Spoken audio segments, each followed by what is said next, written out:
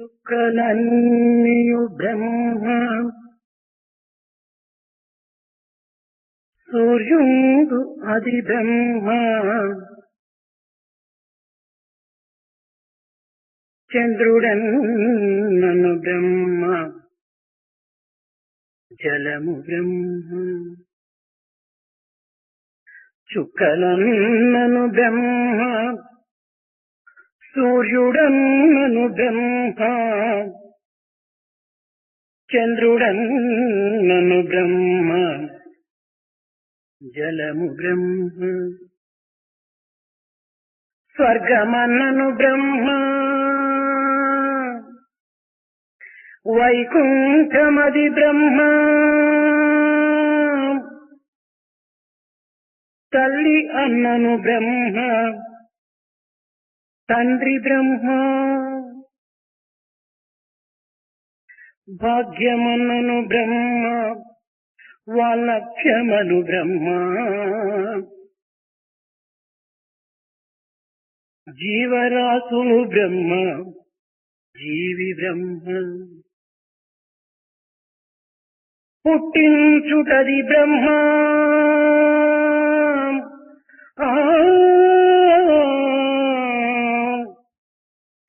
పుట్టించుటది బ్రహ్మ, పోషించుటది బ్రహ్మ, గిట్టించుటది బ్రహ్మ, గృహిణి బ్రహ్మ. కాలమంతయు బ్రహ్మ, కాలమంతయు బ్రహ్మ, సృష్టికర్త బ్రహ్మ. ప్రకృతి అంతయు బ్రహ్మ, పరాశక్తి బ్రహ్మ. సర్వమును బ్రహ్మ, మరియు ఈ సభయు బ్రహ్మ. సత్యమును తెలుపు బాట ఈ సాయి మాట. కాలమును బ్రహ్మ, కర్తయు బ్రహ్మ. ప్రకృతి అంతయు బ్రహ్మ, పరాశక్తి బ్రహ్మ. సర్వమును బ్రహ్మ, మరియు ఈ సభయు బ్రహ్మ. సత్యమును తెలుపు బాట ఈ సాయి మాట. సత్యమును తెలుపు బాట ఈ సాయి మాట. సత్యమును తెలుపు బాట ఈ సాయి మాట. Talk of the stars, and the stars are verily Brahma. Talk about the moon is verily Brahma, as is the sun.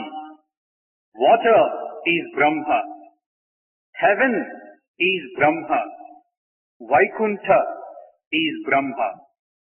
The mother is Brahma. The father is Brahma. Experiences like fortune or misfortune, the various stages that one passes through, all these are verily Brahma. All living forms are Brahma. The Jivi is Brahma. That which causes birth is Brahma. That which sustains life is Brahma.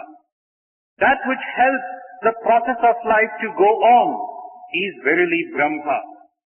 Time is Brahma. The Creator is Brahma. Prakriti is Brahma. Parashakti is Brahma. Everything that you can think of and discern is Brahma. Why? This august assembly itself is Brahma. This path of truth is being shown through this word of Sai. దివ్యాత్మ స్వరూపులారా, Embodiment of the divine Atma. అగ్నిలో చేరి వెలుగునది, That which burns in fire, సూర్యునిలో చేరి ప్రకాశించున్నది, that which glows in the sun, మేఘములో కూరి వర్షించున్నది, that which becomes part of the clouds to rain, ఇంద్రులలో చేరి మెరియున్నది, that which shows up as a lightning, భూమిలో చేరి నిల్చున్నది, that which is part of the earth to stand, గాలిలో చేరి వీచున్నది, that which floats across in breeze, అంతయు తేజస్మయమైనటువంటి తేజోవంతమైనటువంటి ఆత్మ ప్రకాశమే. all these are manifestations of the effulgent, splendorous Atma. వెలుగునకు 3 వర్ణములున్నవి. Light has 3 descriptions. నల్లని రాత్రిని తెల్లగా మార్చున్నది ఎర్రని ఉషస్సి. That which transforms the dark night to broad daylight white is a red-colored తెల్లని పగులును నల్లని రాత్రిగా మార్చున్నది ఉషస్సి. That which converts the broad daylight into dark night is also this twilight. నలుపును తెలుపుగా తెలుపును నలుపుగా మార్చున్నది ఈ ఉషస్సు అనేటువంటి ఎర్రటి రంగు. This is the cause, that which converts light to darkness, darkness to light. పగటిని రాత్రిగా రాత్రిని పగలుగా మార్చున్నటువంటి మాయలాడి ఈ ఎరుపు.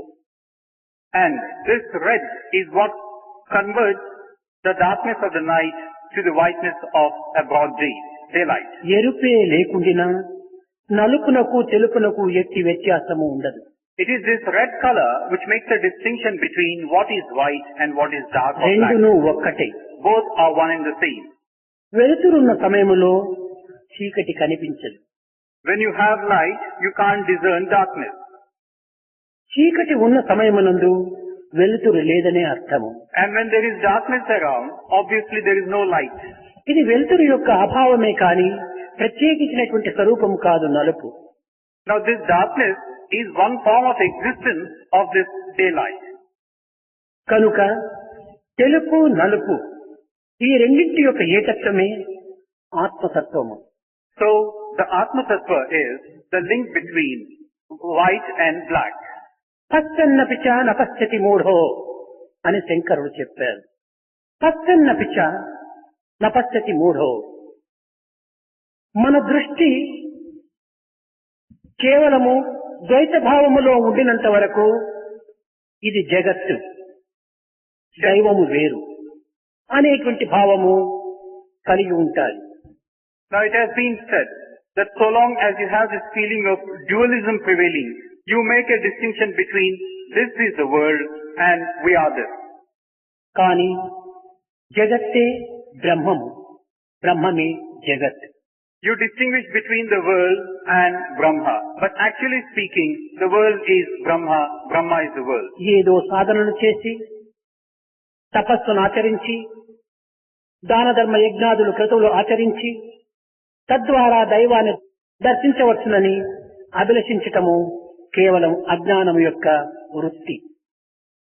It is a true hallmark of ignorance that one would feel that through the medium of sadhanas, like penance, dana, dharma, one could see, one could visualize God.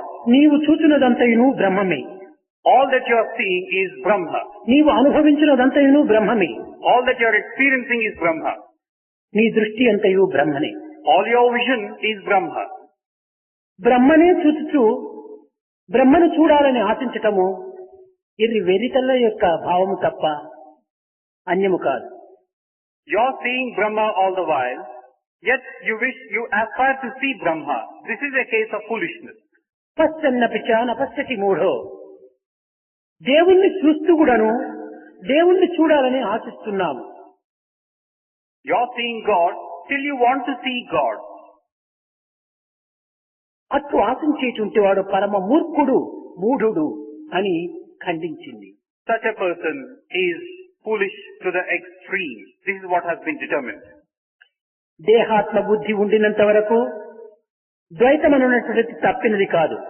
So long as you cling to the feeling of the body, you are subjected to this idea of dualism. దేహాత్మ బుద్ధికి కారణము The reason why you cling to this body idea is రాగద్వేష అహంకారములు, attachment, hatred and ego. ఆసక్తి, అహంకారం ఈ రెండును ఆవరించటం చేతనే దేహాత్మ బుద్ధి పెరుగుతూ పోతున్నది. Because you are giving a great deal of importance to this attachment and ego, this feeling of body grows on. ఆసక్తి అహంకారమును నిర్మూలము గావించిన తాను తానుగానే ఉంటాడు. Once you have been able to eliminate these two components of attachment and ego, you would become yourself. ఇట్టి దివ్యతత్వాన్ని ప్రబోధించడానికి కొన్ని సమయములు అవసరం. Now, in order that such sacred truths are given, certain times are set apart. జగత్తును ఆధారముగా చేసుకొని Keeping the world as the basis, దివ్యత్వాన్ని భావమునందు ఉంచుకొని keeping the divine in one's sight, పవిత్రాన్ని పంచిపెట్టినప్పుడే when you distribute sacredness and sanctity, సర్వాత్మ అయినటువంటి యొక్క దివ్యత్వం గోచరమవుతుంది. you will be able to come face to face with the all-present Atma, divinity. కనుక దైవత్వమునకు ఈ తేజస్సుకు 3 రంగులు ఉంటున్నాయి. That is why to God or to this divinity, 3 colors have been ascribed. తెలుపు, ఎరుపు, నలుపు. White, red and black.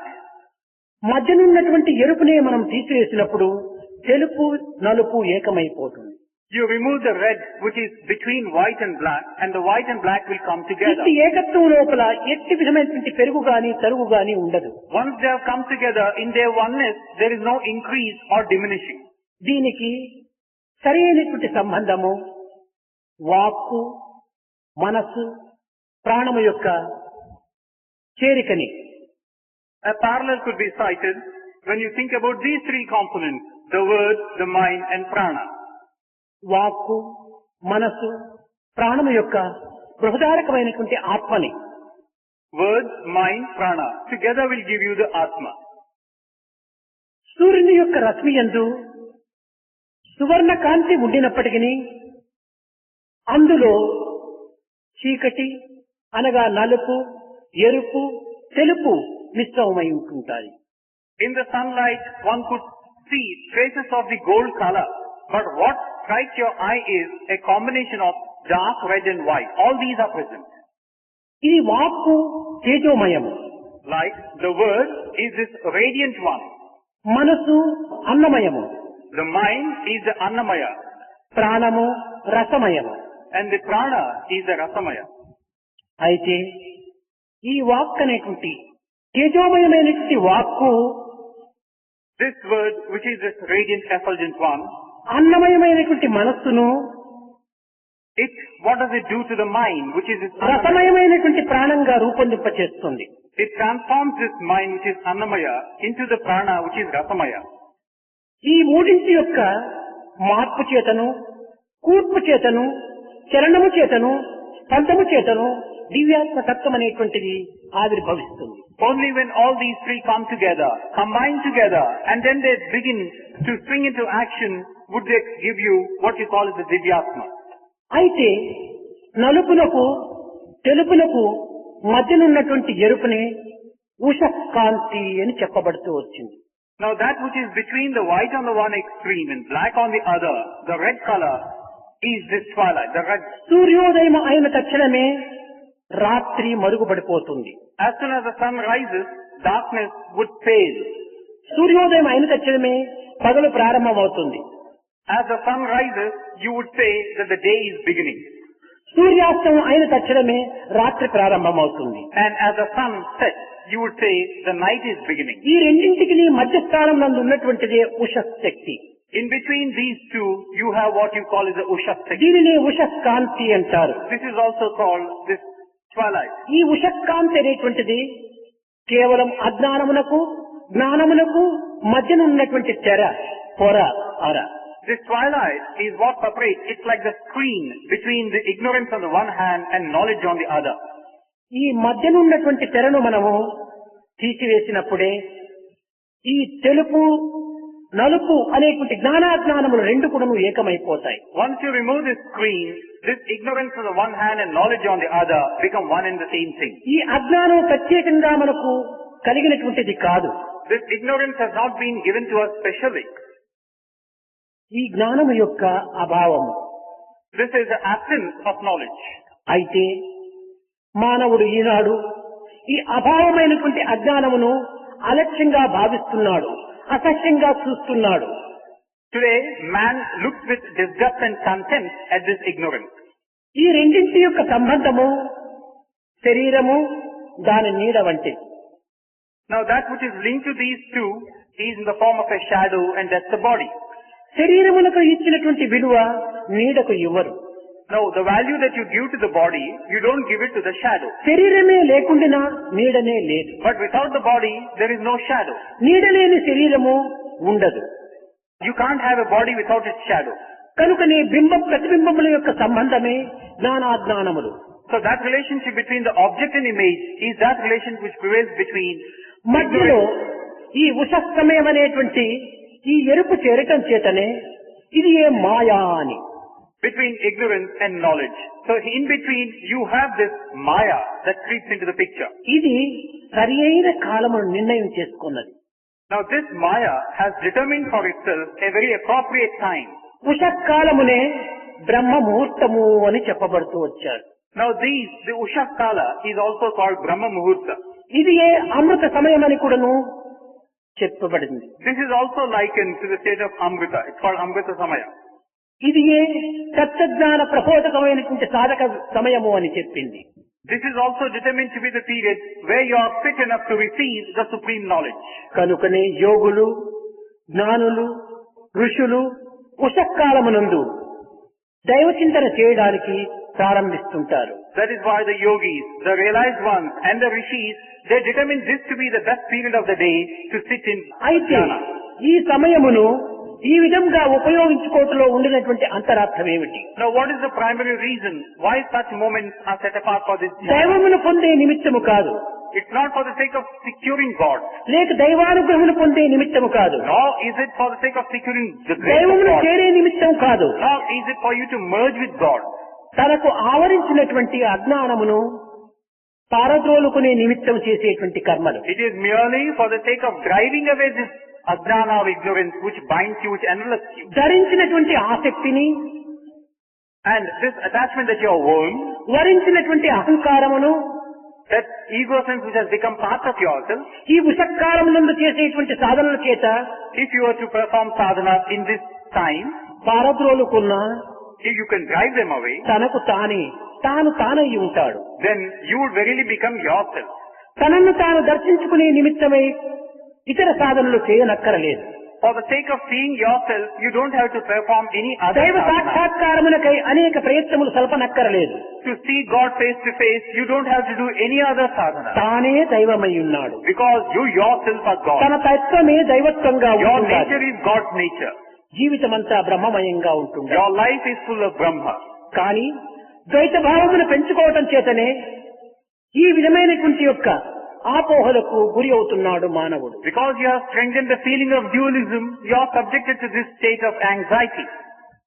కనుకనే ఆర్యాబాహుడు అనేటువంటి ఒక పండితుడు There was a pandit by name యాజ్ఞవల్కుని Aryavarta. ప్రశ్నించాడు. This pandit asked Yajnavalkya a question. పరమునకు ఇహమునకు ఉండినటువంటి సంబంధ బాంధవ్యమైనటువంటి పాశము ఏమిటి అన్నాడు. The question is, what is this binding rope that links that with this? ఇదియే వాయువు అన్నాడు. This is wind. ఈ వాయువే ఎట్టిది. What is the nature of this? మన జీవితము లోపల జీవికి హృదయము నివాస స్థానం. In our life, to every being, this heart is the life-sustaining place. ఈ హృదయ స్థానం నుండి శత సహస్రాల నాణములు అందులో ప్రారంభమవుతున్నాయి. Now, within this heart, this is the place of origin ఈ నాణములు for శాఖోపశాఖలుగా పెరుగుతున్నాయి. different vibrations, and they develop in different classes.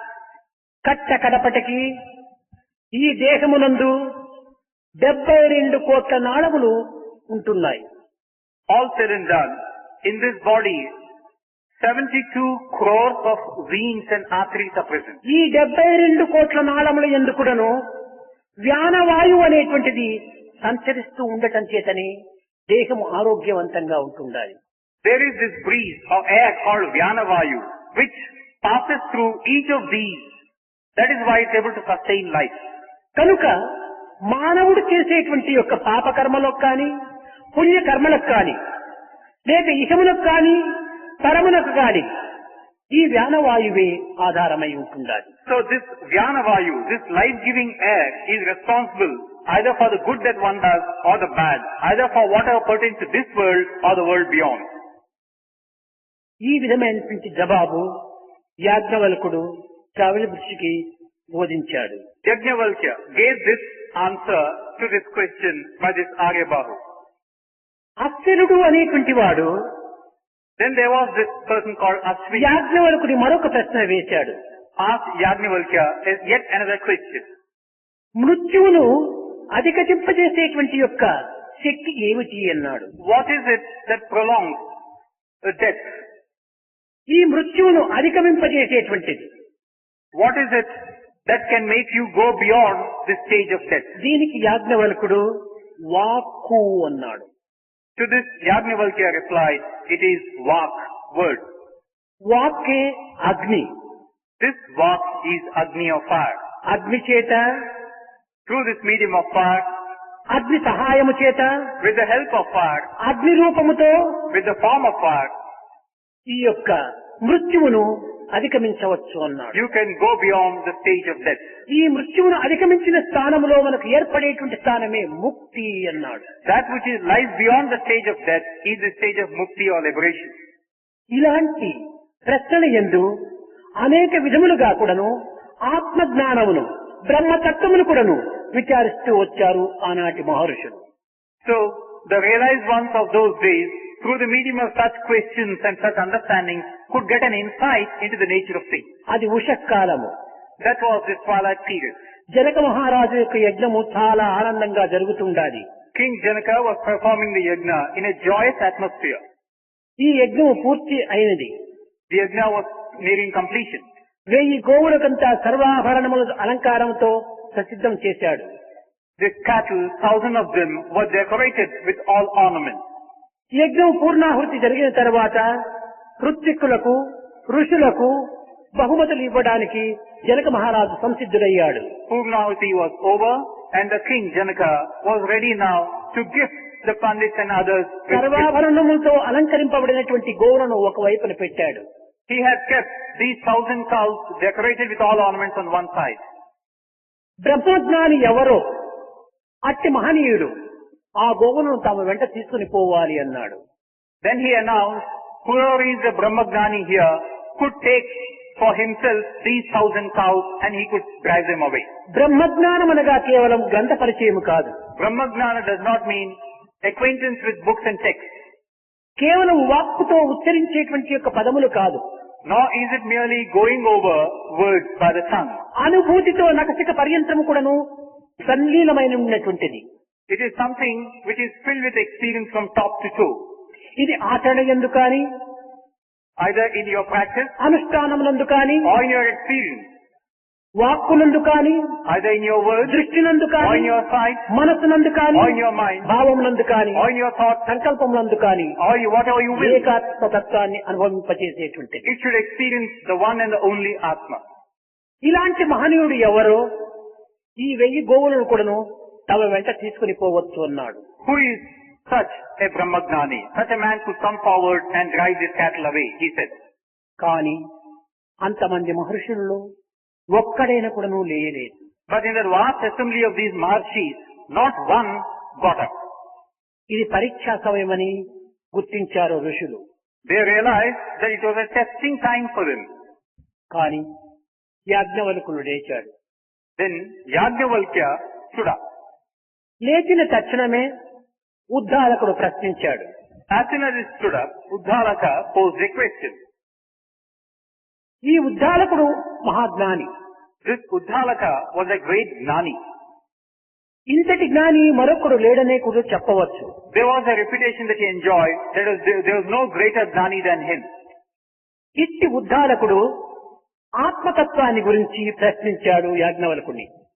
Satyanudalaka stood up and asked a question about the Atma Tattva of Yajnavalkya. ఆత్మ ఎక్కడ ఉన్నది? Where is this Atma? దాని యొక్క చర్యలు ఏమిటి? What does it do? దేనిని ఆత్మ అని పిలుచబడతారు? What can we call an Atma? దీనికి చిరునవ్వు నవ్వాడు యాజ్ఞవల్కుడు. Yajnavalkya merely smiled. సర్వత్రా ఉన్నది ఆత్మని.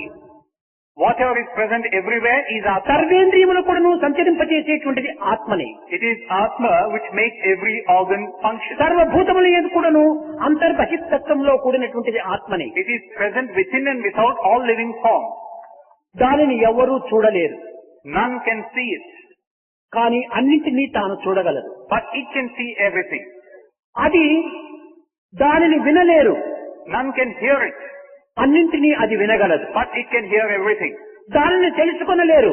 None can know it, అన్నింటినీ కూడాను అది తెలుసుకోగలదు. but it can comprehend everything. ఇట్టి సర్వజ్ఞత్వమై సర్వవ్యాపకత్వమై సర్వభూతాంతరాత్మ అనేటువంటి యొక్క ఆత్మతత్వాన్ని రూపరీతిగా నిరూపించడం అసాధ్యమన్నాడు. He said it's impossible to determine the existence of this omniscient, omnipotent, and the one which is present everywhere. ఇది అనుభూతికి మాత్రమే గోచరమవుతుందన్నాడు. It is seen by those who can experience it, he said. నాలుక పైన వేసుకున్నటువంటి చక్కెర యొక్క తీపిని అనుభవించినటువంటి వానికే ఆ యొక్క తీపి యొక్క గుణం అర్థమవుతుంది. కానీ తీపికి రూపం ఏమిటి అని ప్రశ్నిస్తే ఎవరు చెప్పగలరు? One who places a lump of sugar on his tongue alone is qualified to pronounce a judgment on the sweetness of the sugar. If you ask a question, what's the nature of sugar to a second man, how can he answer it?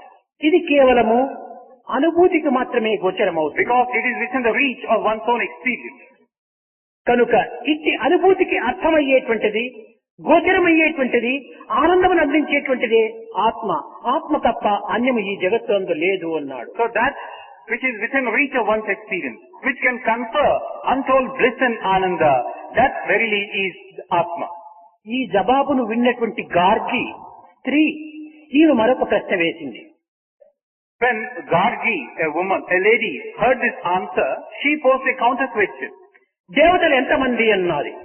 How many devatas are there? తాను చెప్పాడు 3306 మంది అన్నాడు. The answer came promptly, 3306. దీన్ని తగ్గించేమైనా చెప్పగలవా అని మరొక ప్రశ్న వేసింది గార్గి.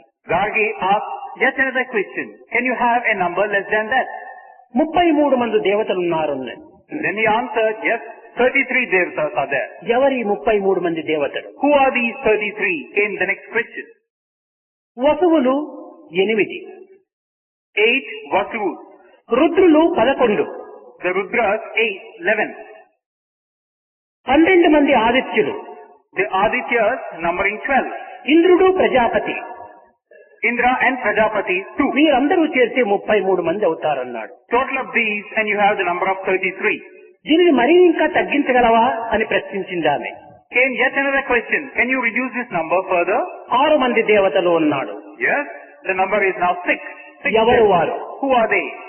అగ్ని, పృథ్వీ, Fire, earth, వాయువు, wind, ఆదిత్యుడు, Aditya, అంతరిక్షం, sky, ద్యులోకం. Jiloka. ఈ 6 దేవతలుగా ఉంటున్నారన్నాడు. These number are 6. These are the 6 devatas. దీనికంటే ఇంకనూ నీవు తగ్గించి చెప్పగలవా అనింది ఈ Gargi. Then Gargi asked yet another question. Can you reduce the number further? 3 దేవతలు ఉన్నారన్నాడు.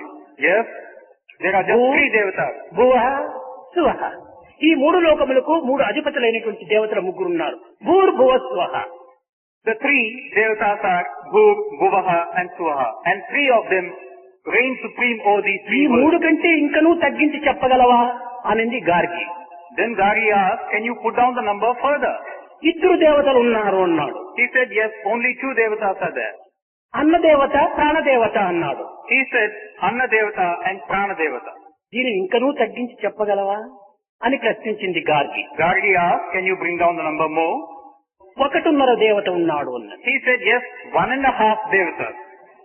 ఇది ఏమిటి 1.5 దేవత ఎక్కడైనా ఉంటుంటాదా అని సభ అంతా కూడాను పుల్లును నవ్వారు. Now this sets the assembly into laughter. Can there be 1.5? Can there be a fractional number of devatas? ఇది ఏ వాయువు అన్నాడు. He said, this is Vayu or breeze. Wind. వాయువుకు అధ్యర్థం అని ఒక పేరు. This wind is also known as Adhyartham. అధ్యర్థం అనగా 1.5 అని అర్థం. Adhyartha means 1.5.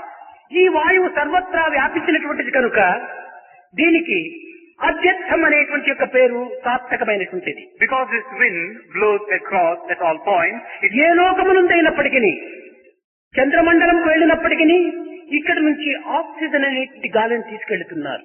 it is called Adhyartha or 1.5. Now you might go to the moon, but from here you take oxygen with you. సర్వలోకములను కూడా నువ్వు వ్యాపించి It's present in all the world, సర్వనాళముల యందు కూడా నువ్వు సంచరించి and it flows through every vein, సర్వత్రానికి కూడా నువ్వు ప్రాణమును అందించి and it is what sustains life everywhere, జగత్తును పాలించి and that is what rules over the బ్రహ్మను world ఆనందింపజేసేటువంటిది ఈ యొక్క వాయువు.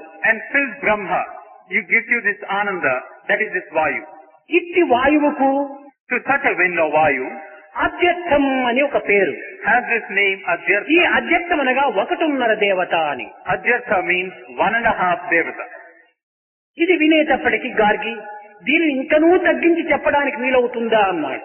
When she heard this, Gargi asked as a question, can you reduce this word? 1 అన్నాడు. He said, yes, 1 Devata now. అదే ప్రాణము. That is Prana. దీనికంటే ఇంకా ఏమైనా తగ్గినటువంటి దేవత ఉండాదా అన్నాడు. అనింది Gargi. Do you have a number less than 1? ఇంకా అంతా కూడాను శూన్యం అన్నాడు. Then he said, there is only nothingness. ఈ శూన్యం అనేటువంటి యొక్క తత్వమే బ్రహ్మము అన్నాడు. This nothingness is Brahma, he said. ఇది కంటికి కనిపించదు, You cannot see it, కానీ అది అన్నింటినీ చూస్తుండాలి. but it can see everything. ఇది చెవులకు వినిపించదు, You cannot hear it by the ear, అన్నింటినీ వింటూ but ఉండాలి. it can hear everything. దీనికి తెలివితేటలు ఉండినట్టుగా నీవు భావిస్తున్నావు. కాదు కాదు, సర్వ తెలివిని కూడా నువ్వు అదే ప్రకాశింపచేస్తుండాలి. You credit it with being clever and intelligent. No, it is what gives you cleverness and intelligence. ఇట్టి బ్రహ్మతత్వము లేనటువంటి స్థానము జగత్తునందు లేదున్నాడు. You can't spot a spot ore in this world without this Brahma Tattva at it. సమస్తము కూడా నువ్వు ఈ బ్రహ్మం నుండి ఆవిర్భింపించినటువంటి Everything originates from this Brahma. బ్రహ్మనే సమస్తమునకు మూలము. Brahma is the cause and root cause for everything. సమస్త సృష్టికి కూడా నువ్వు బ్రహ్మనే కారణము. It is the cause of all this creation. కనుక సర్వం బ్రహ్మమయమన్నాడు. That's why we said everything is Brahma. Brahma is everywhere. ఈ విధమైనటువంటి యొక్క తత్వమును యాజ్ఞవల్కుడు అనుభూతితో అందించడం చేతని సభ అంతా కూడా మెచ్చుకున్నది. Yajnavalkya, through his own experience of things, could vouchsafe to the vast assembly this secret truth behind this creation. And then, మరొక ముని లేచాడు. in turn, he received acclaim. Now one more got up. అతని పేరు అశ్వరుడు. The name of this person is Ashwara. Yajnavalkya, ఈ ప్రపంచము దేని చేత కట్టబడినటువంటిది? O Yajnavalkya, with what is this world? దేని చేత ముడిపడి ఉండేది? What is it that binds this world together? అప్పుడు చెప్పాడు. యాజ్ఞవల్కుడు జవాబు చెప్పుతున్నాడు. Then Yajnavalkya gives this answer. ఇది అంతయుకుడు జలము చేత కప్పబడినటువంటిది అన్నాడు. He said, all this is covered with water. జలము దేని చేత కప్పబడినటువంటిది? And what is it that covers this water? ఇది వాయువు చేత అన్నాడు. It's enveloped by wind. వాయువును కప్పబడినటువంటిది ఏమిటి? Is there anything that covers the wind? అంతరిక్షం అన్నాడు. It is the sky. అంతరిక్షమును కప్పబడినటువంటిది ఏమిటి? What is it that covers the sky? గంధర్వలోకము అన్నాడు. It is the Gandharva Loka. గంధర్వమును కప్పబడినటువంటిది ఏమిటి? What covers the Gandharva Loka? ఇది చంద్రలోకం అన్నాడు. It is the domain of the moon, Chandraloka. చంద్రుని కప్పబడినటువంటిది ఏమిటి? What does cover this moon? నక్షత్రములన్నాడు. The stars. నక్షత్రములు కప్పబడినటువంటిది ఏమిటి? What covers the stars? అది ఏ ఇంద్రుడు అన్నాడు. That is Indra. ఆ ఇంద్రుని కప్పబడినటువంటిది ఏమిటి? What covers Indra? Prajapati. Prajapati. ప్రజాపతిని కప్పబడినటువంటిది ఏమిటి? Who covers Prajapati? అదే బ్రహ్మ. That is Brahma again. ఈ విధముగా మూలాధారమైనటువంటి యొక్క వస్తువును గుర్తించే నిమిత్తమై ఆనాటి జ్ఞానులు ఈ విధమైనటువంటి బ్రహ్మసూత్రాన్ని విచారిస్తూ వెళ్ళారు. So in order to gain insight into the primary cause of it all, the yogis of those days would pursue on this path of inquiry. కనుకనే 5వ అధ్యాయమునందు 24వ శ్లోకములో బ్రహ్మార్పణం బ్రహ్మహవి బ్రహ్మాగ్నో బ్రహ్మణాకృతం బ్రహ్మైవ తేన గంతవ్యం బ్రహ్మకర్మ సమాధిన. సర్వం బ్రహ్మమయం. బ్రహ్మార్పణం అర్పితము కాబోయేటువంటిది బ్రహ్మని, అర్పితము చేయబడేటువంటి వస్తువులు బ్రహ్మని, అర్పితములు చేసేటువంటి వాడు బ్రహ్మని, అర్పితములను అందుకునేటువంటి వాడు బ్రహ్మని, సర్వము బ్రహ్మమే అనేటువంటి యొక్క చక్కని ఆదర్శాన్ని గీత అందిస్తూ వచ్చింది. That's why in the 5th chapter and the 24th canto, there is this mention made of Brahma.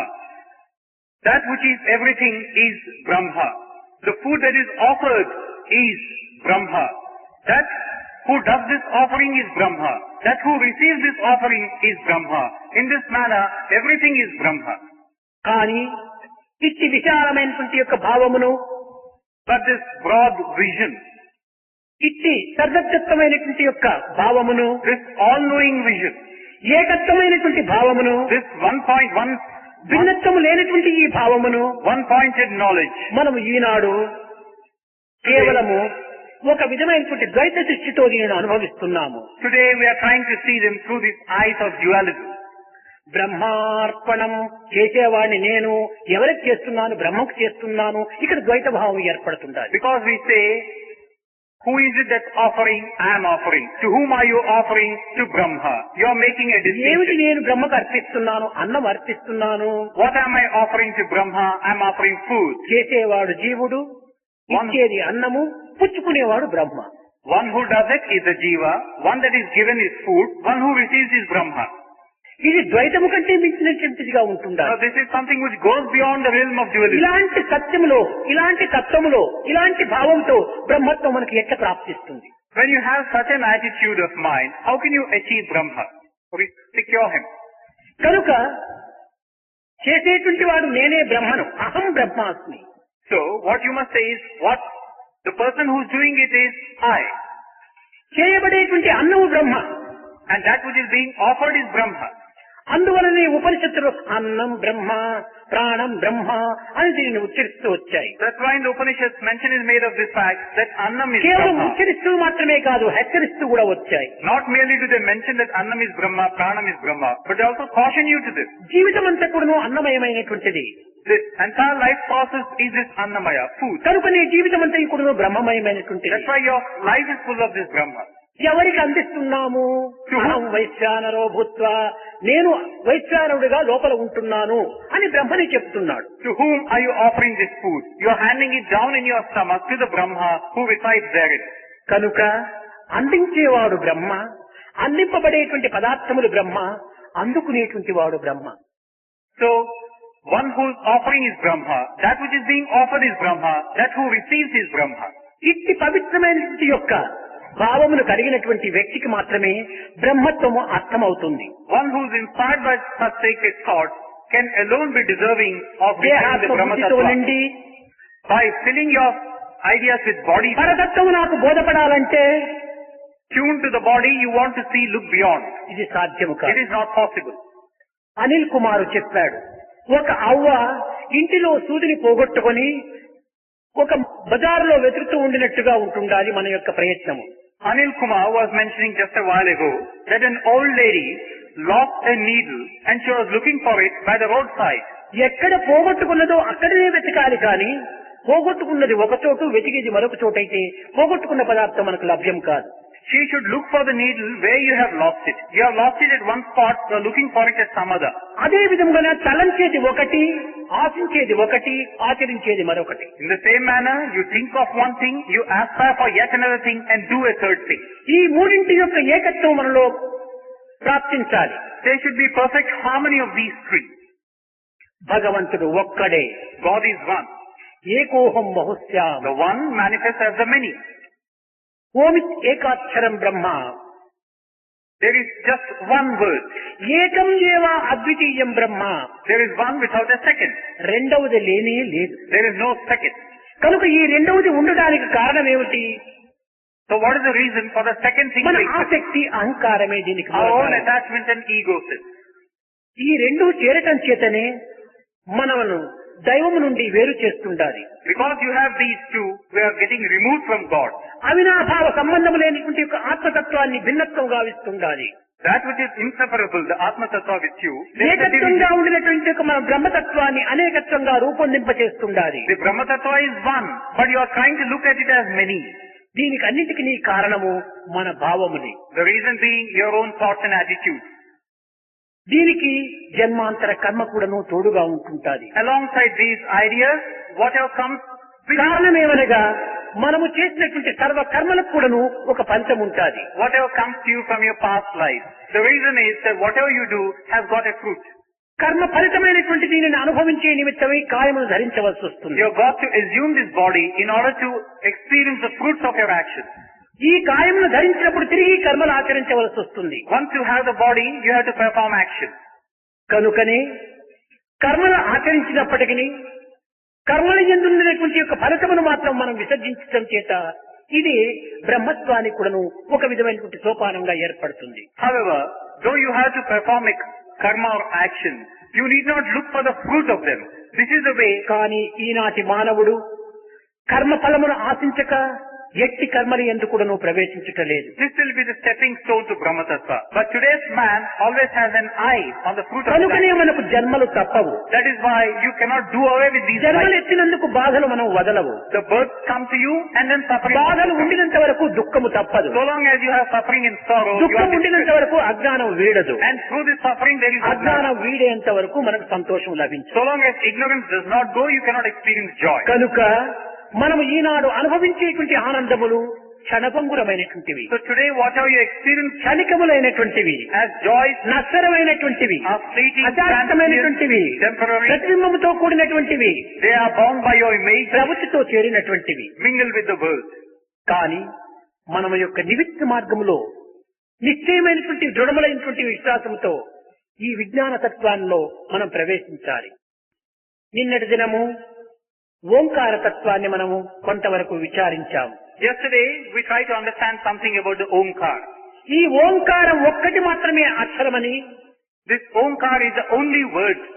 మిగిలినటువంటి అక్షరములన్నీ కూడాను కేవలము భాషల యొక్క పదములని, The only letter, and all the words are వివిధ భాషముల యొక్క శబ్దములని కూడాను merely sounds that can be found in different languages. నిర్ణయించాము. We had decided this. అయితే ఈ శబ్దములకు ఈ ఓంకారములకు ఉండినటువంటి వ్యత్యాసం ఏమిటి? What's the difference then between the sound on the one hand and the Omkar on the other? ఓంకారం ఒక్కటే అక్షరము. Omkar is a single letter. అక్షరం అనగా ఏమిటి? What is this? Akshara. మార్పు చెందనటువంటి, That which has no change. చలనము లేనటువంటిది. Still does not waver. ఈ చలనము లేనటువంటిది ఏదో అది మాత్రమే అక్షరము, కానీ చలనముతో కూడినటువంటిది అక్షరములు కావు. That which is steady and still is alone Akshara.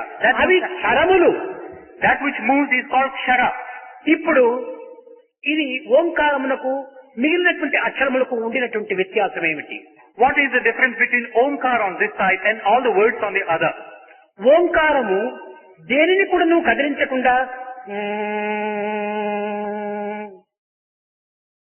లోపల నుంచి అని వచ్చింది. నా పెదవులు కదలేదు, దవడలు కదలలేదు, నాలుక కదలలేదు, నాలుక అంగటిని అందుకోలేదు, ఏమీ కదలకుండా ఓంకారాన్ని చెప్తూ ఉండాలి. Now when you chant this Omkar, there is no movement of the lips, no movement of the jaw, no movement of the tongue. It is something which comes from deep కదిలత within. లేకుండా ఉచ్చరింపజేయగలిగినటువంటి ఓంకారం ఒక్కటి మాత్రమే. This Omkar is the only one of its type which is emanated without the movement or motion of any other అయితే thing. దీని యొక్క నిజతత్వాన్ని గుర్తించుకోలేని వ్యక్తులందరూ కూడాను కొంత అపమార్గమును పట్టించి అపార్థాలములు బోధించి ఇతరులను కొంతవరకు కూడాను మరుగుపరుస్తూ వచ్చారు. But those who have not understood the inner significance of this Omkar tend to give their own perverted and distorted version and mislead అది others. ఎట్లా చెప్పారంటే అకార ఉకార మకారములతో కూడినటువంటిది ఓంకారము అని చెప్పారు. They proclaim with all confidence that Omkar is a combination of Akara, Ukara and Makara. కనుక నీవు ఈ మూడింటిని ఉచ్చరిస్తూ రావాలనేటప్పటికీ వీరు వికారంగా మారిపోయినారు. So the result is, when you want to chant these three together, what you get is a discordant. ఆ వికారం ఏమిటి? What is this distortion? ఆ ఊ ఇదే వికారం. Now this is the distortion that creeps in. ఆ గొంతు నుంచి వస్తుండాలి. Comes from the throat. ఊ నాలుక నుంచి వస్తుండాలి. Who comes from the tongue. పెదవు నుంచి వస్తుండాలి. And the last one comes from the lips. ఈ విధంగా కదిలించినటువంటి యొక్క శబ్దము ఓంకారం ఎట్లవుతుంది? So here is a combination of motions of three different. అయితే ప్రప్రథమంలో మాత్రము ఇది మనకు అత్యవసరమే. How is this Omkar? But then initially we need this sort of an interpretation. పిల్లలకి ఏమైనా అక్షరాలు నేర్పించే సమయంలో గాడ్ అనేటువంటి అక్షరం వాళ్ళకు ఒకే పర్యాయం రాదు. జీ ఓ డి అని మూడు చేర్చి గాడ్ అని చెప్తూ వచ్చారు. అదే విధంగానే ఓంకారమును కూడాను ఆ ఓ మూడు చేరి ఓం అనేటువంటి స్పెల్లింగ్ గా రూపొందుతూ వచ్చింది. Like you have the word God that you want to teach a child. You would not say God straight away. You would tell the child that God is ఇది G-O-D. క్రమక్రమేణా కూడాను ఒకదానికి ఒకటి చేరిపోతూ వచ్చాయి. So you have similarly for the Om, A, U and ఆ చేరిపోతూ వచ్చినప్పుడు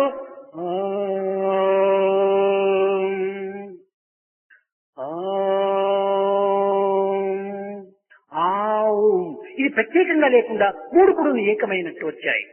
Now gradually as you start chanting, though it is a three-lettered word, gradually the three of them mingle with one another to produce one అయితే harmonious note. ఇక్కడ కూడాను చలనం ఉంటుండాలి.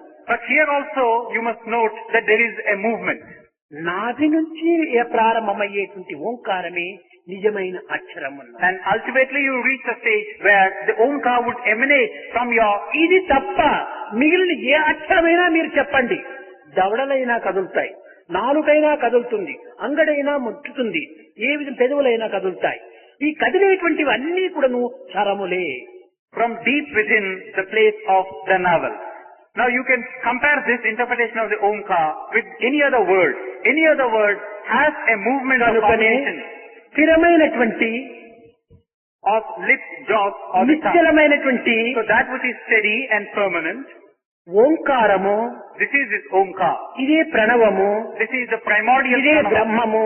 This is Brahma. కనుకనే ఓం ఏకాక్షరం బ్రహ్మ, ఒకే అక్షరంతో కూడినటువంటి బ్రహ్మము అని నిరూపిస్తూ వచ్చింది. That's why it's been proved that this single lettered one is Brahma.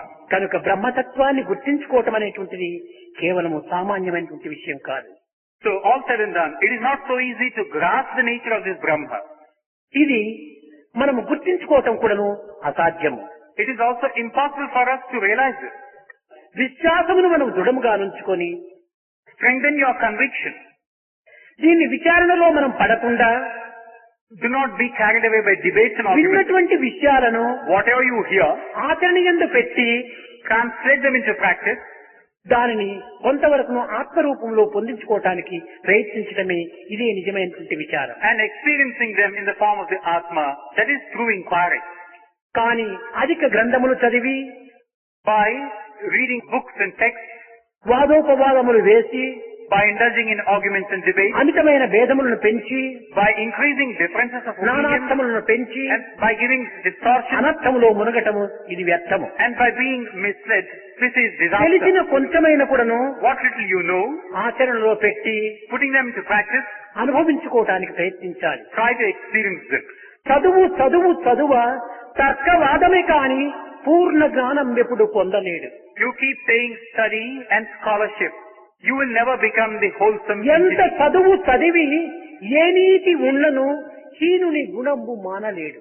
However much one might say one is educated, a lowly person, so long as his guna, his attributes are not good, he can never claim to be a good సత్తు one. చదువు చదివి చావంగనేటికి What's the use of reading up such decaying things and being dying చావులేని చదువు చదవవలయు. and dying in the end? Rather pursue that study which will free దేనికి you, చావు లేదు. which will free you from death. సమస్తమునకును చావుంటుండాలి, Now what is it that has no death? Everything has death. బ్రహ్మమునకు లేదు. It is Brahma who has అయితే no death. ఈ బ్రహ్మముతో కూడినటువంటి సర్వస్వమునకు కూడా చావు లేదు. In the same manner, just as Brahma has no death, everything that has అయితే Brahma has మనం no death. అనుకునేటువంటి చావులంటే మార్పులు మాత్రమే కానీ చావు కాదది. But then what you see as death, a case of change, not death. భగవద్గీతలో సావు అంటే మార్పు అని ఉంటుండాలి. In the Bhagavad Gita, death is equated with the word change. అనగా మనస్సును మార్చుకోవటమే సావు. That is, changing your mind is death. ఎట్టి మార్పు?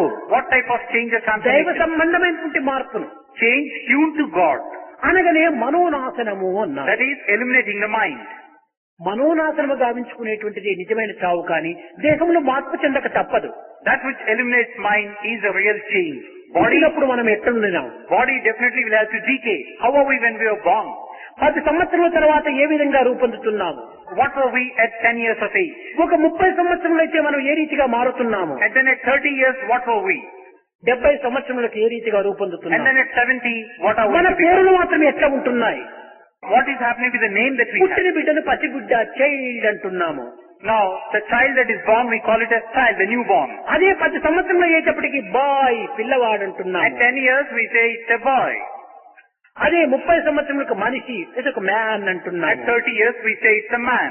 అదే 70 సంవత్సరములకు తాత, గ్రాండ్ ఫాదర్ అయిపోతున్నాడు. At 70 years, you say he's a grandfather. కానీ ఆ child, boy, man and grandfather ఇవంతా చేరి మార్పుతో ఏర్పడినటువంటివే కానీ ప్రత్యేకంగా పుట్టినటువంటివి కాదు కదా. So what you have called the child, the boy, man and grandfather are one and the same thing, subjected to changes from time to time. మనం పుట్టినప్పుడు ఉన్నటువంటి దేహము 10 సంవత్సరంలో తిరిగి మనం ఎప్పుడైనా చూడటానికి వీలవుతుందా? Now at 10 years of age, can you look back and procure for yourself the body that you had when you were born? ఆ దేహం మనకి ఇంకా కనిపించదు కదా. You cannot see that body. అది కనిపించలేదని మనం ఏడుస్తున్నామా? Because you are not seeing it, are you crying? కారణం ఏమిటి? What's the reason? అది ఈ రూపంలో మార్పు వచ్చింది. Because that has become this form now. అది చావలేదు, That has not died, మార్పు మాత్రమే. only changed. అదే విధముగానే In the same manner, దేహములు the body భౌతికమైనటువంటి ఈ యొక్క జగత్ ప్రపంచమునందు in this world, బాహ్య దృష్టికి tuned to the external side, మరుగుపడినంత మాత్రమున by being removed from this external ఇది side, మరణించినదని భావించరాదు. you should not say it has died.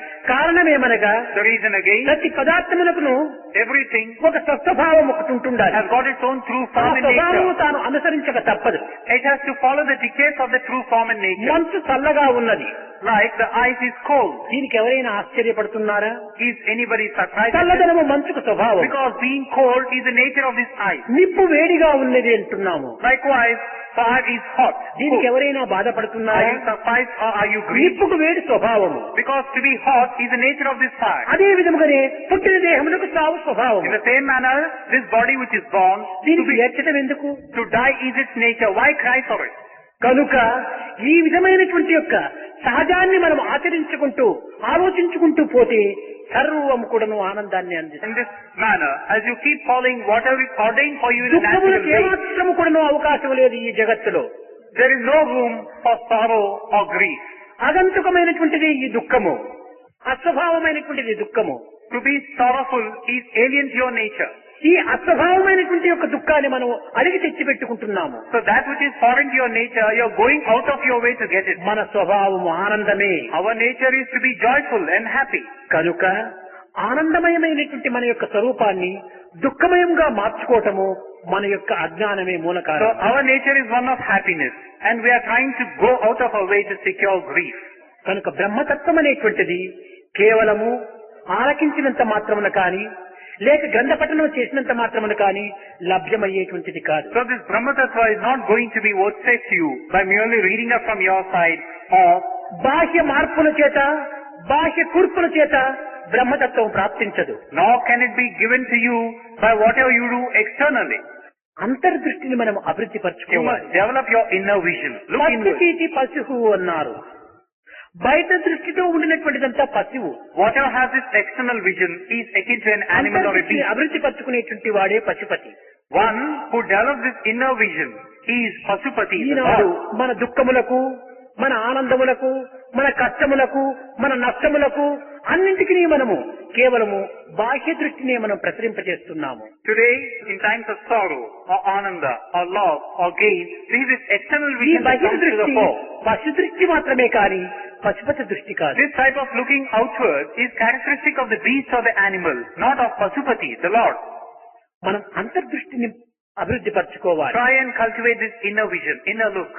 అంతర్దృష్టిని అభివృద్ధి పరుచుకున్నప్పుడు ఈ చీకటి వెలుతురు రెండు కూడాను ఉంటుండదు. As you strengthen this inner vision, there is no distinction between darkness and light. చీకటి తమోగుణము, Darkness is tamoguna, ఎరుపు రజోగుణము, and the red is rajoguna, తెలుపు సాత్వికము. and white is sattvic. ఈ మూడింటిని కూడాను మనము పూర్తి తీసివేయాలి. Try to get rid of all these three. అప్పుడే స్వస్వరూప సందర్శనము లభిస్తుంది. Only then can you be face to face with your own self. కనుక సర్వమును బ్రహ్మమయంగా భావించి కష్టములకు నష్టములకు ఏదైనా ఒకటి మనకు లభించిందా, చైతన్యుని కథ చెప్పాడు మన అనిల్ కుమార్. So ఏది చేసినా నీ ప్రీతియే. by having this external vision, you are bound by your losses and gains, grief and sorrow. As Anil Kumar mentioned Chaitanya Prabhu's case, whatever దుఃఖము నీ ప్రసాదమే, grief is your prasad, సుఖము నీ ప్రసాదమే. joy also, comfort also నిత్యము మనము రుచికరమైనటువంటి పదార్థములు భుజిస్తుంటాము. is your prasad. Now every day we eat delicious food ఇది నీకు మంచిదని భావిస్తుంటావు. and we say that is good for ourselves. కానీ అమితంగా తిన్నటువంటి ఈ మంచి పదార్థమే అజీర్ణంగా రూపొందుతుంది. But the same good delicious food, if you eat in excess, then that will lead to indigestion. ఈ అజీర్ణమైనటువంటి సమయంలో ఈ రుచికరమైనటువంటి పదార్థములు మానివేస్తున్నాము. So when you have this indigestion, even this delicious food is put aside. చేదు రుచితో చేరినటువంటి యొక్క మందులు మనము తాగుతున్నాము. Then we start taking in bitter medicine. ఈ రుచికరమైనటువంటి పదార్థములు, ఈ చేదు రుచితో చేరినటువంటి ఈ మందు రెండు మన మంచి కోసమే. So that delicious food then and this bitter medicine now, both of our ఈ own good and comfort. రుచికరమైనటువంటి పదార్థములు మితిమీరి భుజించడం చేత ఈనాడు చేదు అయినటువంటి ఒక మందును తినవలసి వచ్చింది. Because you have overeaten the tasty food, today you are made to eat this bitter medicine. అది మితంగానే తిని ఉంటే If you had eaten that ఈ within limit, చేదు రుచి ఉండేటువంటి మందులు మనం తాగనక్కరలేదు. if you had eaten the tasty food within limit, కాబట్టి ఈ చేదు మందు ఇచ్చేటువంటిది కూడాను మనం సుఖమే. today there would not have been any need for you to take this bitter medicine. So this bitter medicine also is for your comfort now. ఈ నిజతత్వాన్ని మనం విచారణ చేసినప్పుడే రెండు కూడాను సమత్వంగా మనం భావించుకోవచ్చు. So if you start sorting out things in this manner, in the proper perspective, then ఈ you develop, సమత్వమైనటువంటి చిత్తమే యోగతత్వము అన్నారు. then you will develop this equal mindedness, and that is true కనుకనే yoga. భగవద్గీత సమత్వం యోగం ఉచ్యతే అన్నారు. That's why the Bhagavad Gita says, develop this equal mindedness, equanimity, and that is yoga. కనుక భగవద్ వాక్యములను భగవద్ విషయములను శ్రద్ధతో హృదయపూర్వకమైనటువంటి యొక్క ప్రేమతో దీన్ని విచారణ తెలిపినప్పుడు అన్నింటి ఎందుకును అమృతత్వమైనటువంటి ఆనందం అనే కురిపిస్తుంది. So, in terms of words pertaining to God, or in things pertaining to God, develop that keenness and zeal and enthusiasm, and sincerity of purpose, and the result will be ananda for you. భేద దృష్టిని మనం దూరము గావించుకోవాలి. This attitude of making a divide should be removed from us, ఆసక్తిని అణగదొక్కుకోవాలి. and try to put down a lack of interest in you, అహంకారమును పారద్రోలాలి. and try to remove this ahankara of ego. అప్పుడే మన ఆత్మతత్వం అర్థమవుతుంది. Only then will you get this atma tattva, the realization. ప్రేమ ముదిత మనసే కహో రామ రామ రామ రామ రామ రామ రామ రామ రామ రామ రామ ప్రేమ ముదిత మనసే కహో రామ రామ రామ రామ రామ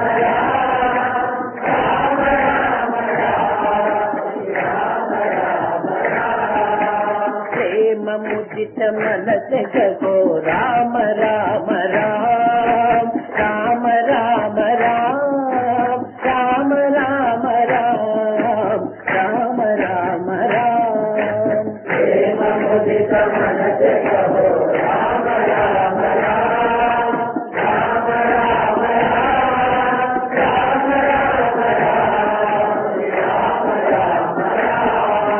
పాప కటే దుఃఖ మిటే నేత రామ నామ పాప కటే దుఃఖ మిటే నేత రామ నామ పాప కటే దుఃఖ మిటే నేత రామ నామ పాప కటే దుఃఖ మిటే నేత రామ నామ భవ సముద్ర సుఖద నావ ఏక రామ నామ